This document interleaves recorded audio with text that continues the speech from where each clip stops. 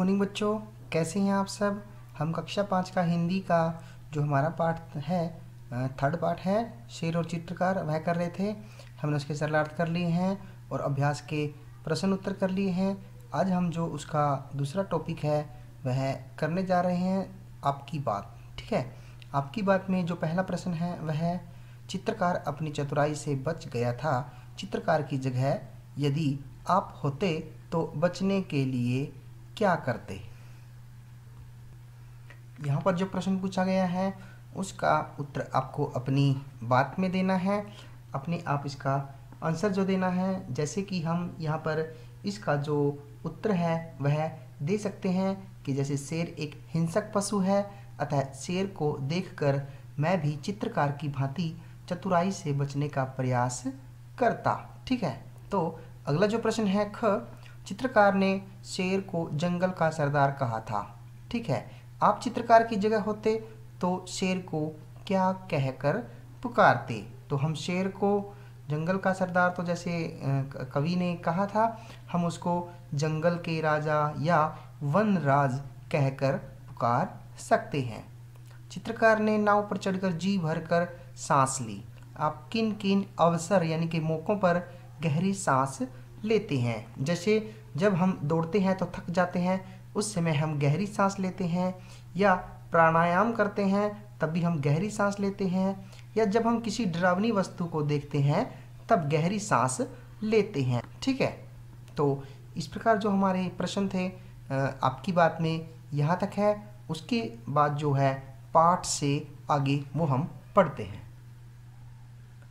शेर चित्रकार के कहने पर पीठ घुमाकर बैठ गया। बताएं वह बैठे बैठे क्या सोच रहा होगा। अब जब चित्रकार शेर का चित्र बना रहा था तब उसने कहा था कि आप पीठ उधर करके बैठ जाइए, मैं आपका चित्र बना रहा हूँ। शेर चित्रकार के कहने पर पीठ घुमाकर बैठ गया। वह बैठे बैठे सोच रहा होगा कि चित्रकार जैसे ही मेरा चित्र बना लेगा वैसे ही मैं उसे मारकर खा जाऊंगा। मुझे अपना चित्र और चित्रकार का मांस दोनों मिल जाएंगे। ठीक है, जो अगला प्रश्न है, यदि शेर को बुलाने पर चित्रकार अपना सामान लेने वापस आ जाता तो क्या होता। ठीक है, दूसरा जो प्रश्न है बहुत इंपॉर्टेंट है।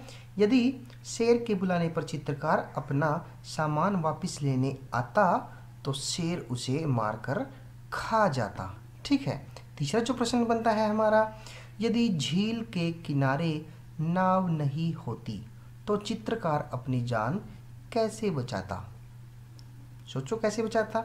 यदि झील के किनारे नाव नहीं होती तो चित्रकार झील में कूद जाता।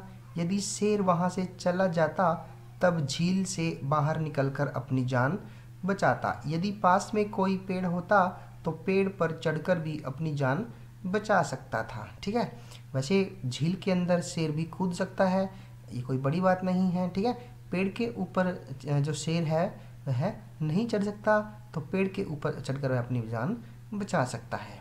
आगे करते हैं हम ग्रामर की बात, भाषा की बात। तो इसको देख लेते हैं। होश उड़ना एक मुहावरा है।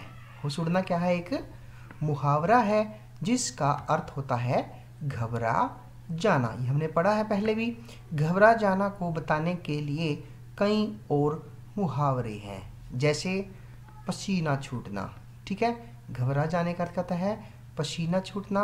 हाथों के तोते उड़ना, इसका अर्थ भी होता है घबरा जाना। पैर तले जमीन खिसकना, इसका मतलब भी होता है घबरा जाना। और अंतिम जो है हाथ पांव फूलना, इन सब का जो अर्थ है एक ही है। क्या अर्थ है? वह है घबरा जाना। अब आपको सिंपली क्या करना है, आप इन मुहावरों का प्रयोग करते हुए एक एक वाक्य बनाएंगे। ठीक है, जो हमने ये मुहावरे दिए गए हैं घबरा जाने के, आप इनको प्रयोग करते हुए एक एक वाक्य यहाँ पर लिख देने हैं आपने।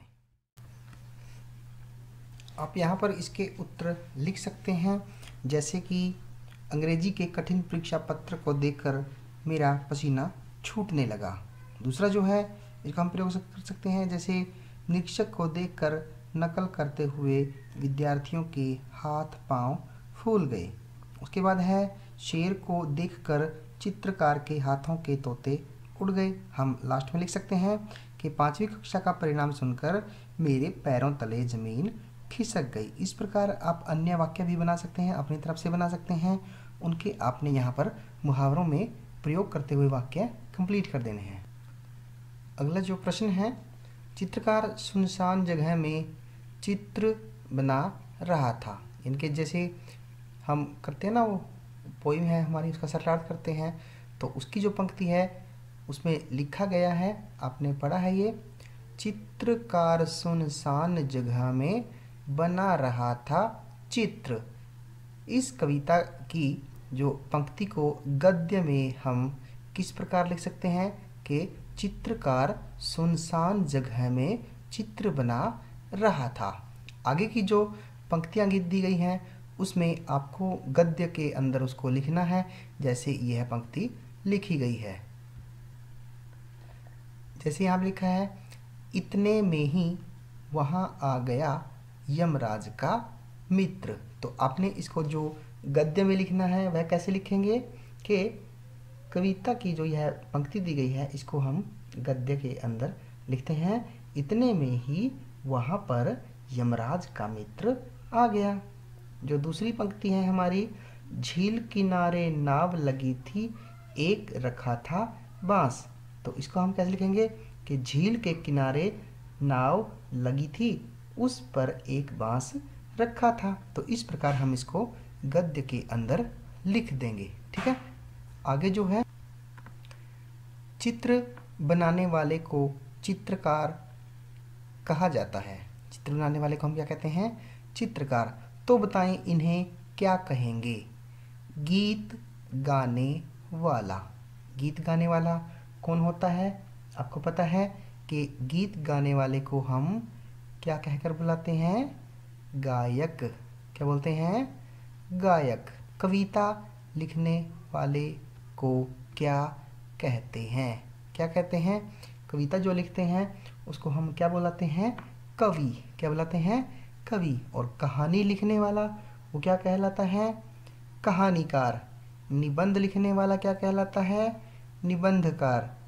और मूर्ति बनाने वाला मूर्तिकार। और अभिनय करने वाला उसको हम क्या बुलाते हैं? अभिनेता। ठीक है, एक्टर जिसे कहते हैं। तो ये हमारा तीसरा क्वेश्चन था। उसके बाद जो है अपने चित्र को देखकर कहानी को पूरा करें। ठीक है, आपके सामने एक चित्र दिखाई दे रहा है। शेर जो है वह जाल के अंदर कैद है, शिकारियों ने उसे पकड़ लिया है जाल बिछाकर। तो इसको आपने पूरा करना है। कहानी क्या है? एक जंगल में एक शेर रहता था। एक बार शिकारियों ने उसे पकड़ने के लिए जाल बिछाया और वह जाल में फंस गया। उसके बाद आप इस कहानी को आगे बढ़ाएंगे और इसको पूरा करने की कोशिश करेंगे। जैसे हम इसको पूरा करने की कोशिश कर सकते हैं, आप अपनी तरफ से भी इसको पूरा कीजिए। ठीक है, तो हम करते हैं। बहुत कोशिशों के बाद भी वह जंगल से जो शेर था वह जाल से निकल ना पाया। तभी उसने देखा कि वहाँ से एक चूहा गुजर रहा है। उसने उसे आवाज़ लगाई। जैसे ही चूहे ने शेर की आवाज़ सुनी वह उसकी मदद करने गया। उसने शीघ्र ही अपने दांतों से जाल को काट दिया, जिससे शेर उस जाल से बाहर निकल गया।